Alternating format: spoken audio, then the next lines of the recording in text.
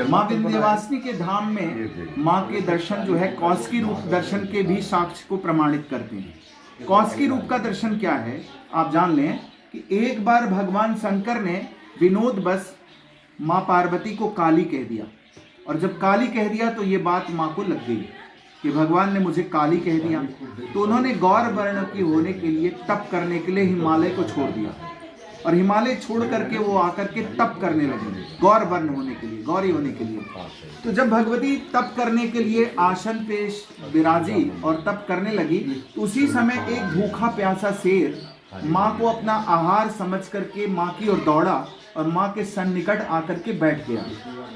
तो बैठ इसलिए गया कि माँ ध्यानस्थ अवस्था में थी, और शेर जब देखा तो माँ में कोई स्पंदन नहीं हो रहा, माँ स्पंदन शून्य थी। तो शेर का एक सिद्धांत है, जब तक जीव नहीं तब तक आहार नहीं बनाता, और स्पंदन शून्य माँ थी, कोई उसमें हरकत नहीं हो रही थी। तो शेर बैठा, माँ के मुखमंडल पर देखना प्रारंभ किया तो वो ध्यानस्थ हो गया, वो भी ध्यान की चीर मुद्रा में चला गया, और भगवती के साथ वो भी तप में लीन हो गया।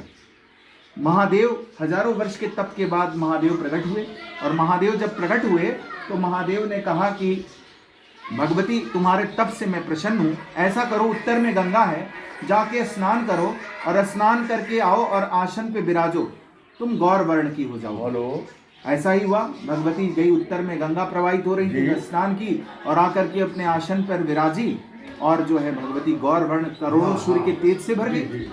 और गौर वर्ण होने के बाद भगवती का जो है तुरंत सामने शेर पे निगाह पड़ी।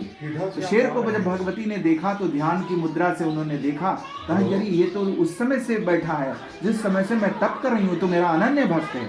तो भगवती ने उसे जो है अपना सवारी बनाया, मतलब सिंहवासिनी यही बनी। हाँ, शेर सवारी बनाया, और जब सवारी बनाया उसी दिन से माँ शेरावाली कहलाई। अब मंदिर में एक चीज देखिए, मंदिर में माँ विंध्यवासिनी का स्वरूप कौशिकी रूप में है और मूर्त कौशिकी रूप में है, सामने शेर बैठा है, उसके ठीक पीछे में महादेव हैं, एक बिंदु में विराजते हैं, और उत्तर में गंगा बह रही है। हम कहते हैं कथाओं में सब कुछ ले आएंगे, गंगा को कहाँ से लाएंगे?